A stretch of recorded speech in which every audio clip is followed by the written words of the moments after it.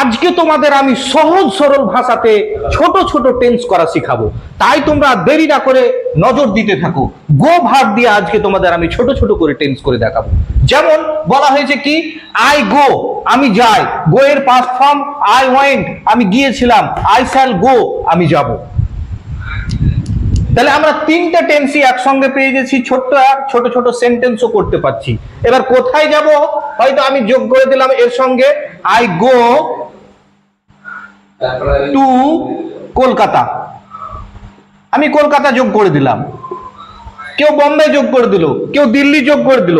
তাহলে যেই দিকে যাচ্ছি তার আগে থেকে একটা টু যদি বসিয়ে দিই, তাহলে আমরা পেয়ে গেলাম আই গো টু কলকাতা, আমি কলকাতা যাব। আই ওয়েন্ট টু কলকাতা, আমি কলকাতা গিয়েছিলাম। I shall go to Kolkata, আমি কলকাতা যাইব। তাহলে আই গো টু কলকাতা, আমি কলকাতা যাই। আই ওয়েন্ট টু কলকাতা, আমি কলকাতা গিয়েছিলাম। I shall go to Kolkata, আমি কলকাতা যাব। এই করে তোমরা ছোট ছোট বাক্যগুলো, সেন্টেন্স গুলো শিখতে থাকো। আস্তে আস্তে বড় সেন্টেন্স তোমাদের সম্মুখে আমি তুলে ধরবো। এবার আমরা ব্যবহার করতে পারি এখানে আয়ের জায়গায় তো আমরা ব্যবহার করতে পারি you. You go to Kolkata, বা you go to Jangipur, you go to Murshidabad, you go to Bombay, you go to Delhi, you go to Maharashtra. যেখানে যাবে তার আগে দিকে যদি টু ব্যবহার করে নামটা বসিয়ে দেওয়া হয়, তাহলে বাক্যটা কমপ্লিট হয়ে যাবে। তাহলে আমি কলকাতা যাই, আই গো, আমি যাই। আই ওয়েন্ট, আমি গিয়েছিলাম। আই শ্যাল গো, আমি যাব। আয়ের পরিবর্তে যদি ইউ দিয়ে করি, you go, you went, you shall go, sorry you will go, you will go. এইভাবে তোমরা বাক্যগুলোকে, ছোট ছোট বাক্যগুলোকে যদি করতে থাকো, তাহলে আস্তে আস্তে তোমরা সবই শিখতে পারবে।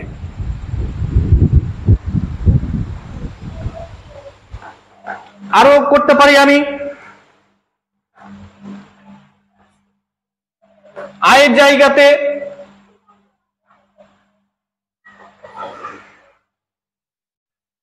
দে বসিয়ে দিলাম। They go, they went, they shall go, they will go.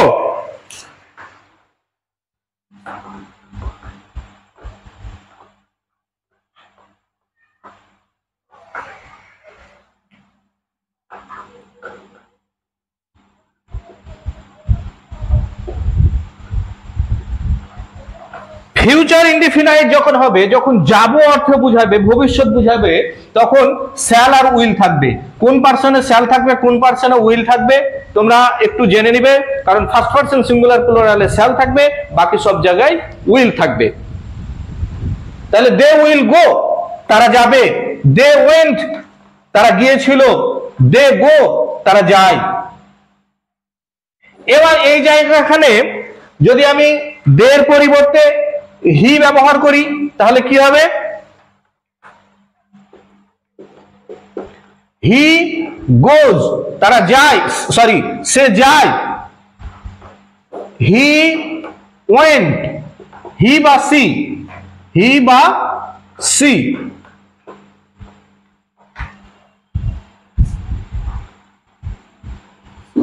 He will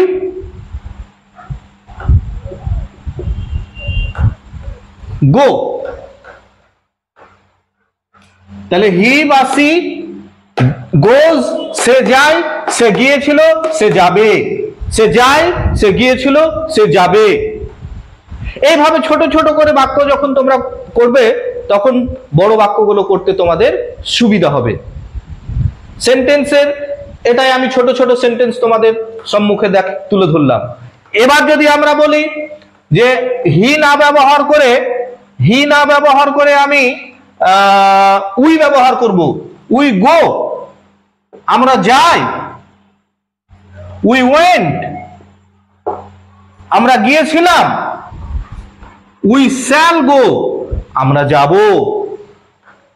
তাহলে এইভাবে ছোট ছোট বাক্য আমরা করতে পারি। এবার গো এর পরিবর্তে যদি আমি কাম দিয়ে করি, তাহলে কি হবে?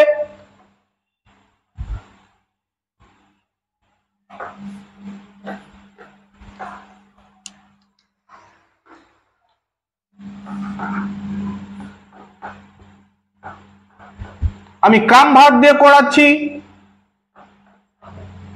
তাহলে আই কাম। আমি আসি, আই কেম। আমি এসেছিলাম, আই শ্যাল কাম। আমি আসবো। তাহলে আমি এসেছিলাম, সরি, আমি আসি, আমি এসেছিলাম, আমি আসবো। আই কাম, আমি আসি। আই কেম, আমি এসেছিলাম। আই শ্যাল কাম, আমি আসবো। এইভাবে আমরা ছোট ছোট বাক্য করতে পারি। বিভিন্ন ওয়ার্ড, একটা করে ভার্ব নিয়ে আমরা ছোট ছোট বাক্য করতে পারি। এর সঙ্গে কিছু যোগ করে আমরা পরবর্তী ভিডিওতে দেখাবো, বড় বাক্য করে দেখাবো। আমি তোমাদের সুবিধার্থে শুধু এগুলো দেখাচ্ছি, সেন্টেন্স, ছোট ছোট সেন্টেন্স কিভাবে করা যায়।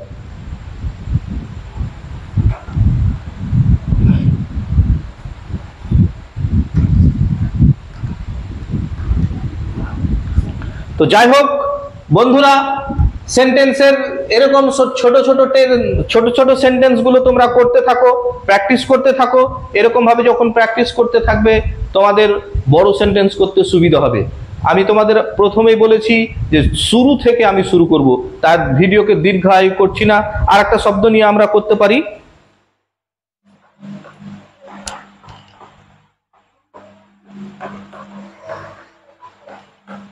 আই ইট, আমি খাই। আই এট, আমি খেয়েছিলাম।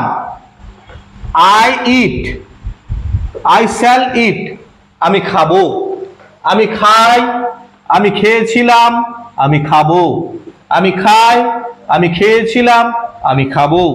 এভাবে আমরা ছোট ছোট ইট দিয়ে করতে পারি। এরকম একটা করে ভার্ব নিয়ে আমরা ছোট ছোট বাক্য তৈরি করব। ছোট ছোট বাক্য তৈরি করার পরে বড় বাক্য সেন্টেন্স তৈরি করব। আমি বারবার কথাটা বলছি কারণ এগুলো প্রথম দিকটাই তোমাদের মজবুত করে তুলতে হবে। আর মজবুত প্রথম দিকটা থাকলে বড় ক্লাসে গিয়ে বা বড় সেন্টেন্স করতে গিয়ে কোনো ধোকাচোকা খাবে না, কোনো কমপ্লিকেটেডে জড়িত হবে না, কোনো জটিলতায় সমস্যার সম্মুখীন হবে না যদি তোমরা ছোট ছোট ভাবে ভিডিওগুলো করতে থাকো। কারণ শুরু থেকেই যদি শুরু করা যায় তাহলে জটিল ক্লাসও সহজ সরল হয়ে দাঁড়িয়ে যায়। তার ভিডিওকে দীর্ঘায়ু করছি না, বড় করছি না। এখান থেকেই আজকের মতন ভিডিওটাকে সমাপ্ত করলাম। সকলে ভালো থাকবে, সুস্থ থাকবে। ধন্যবাদ।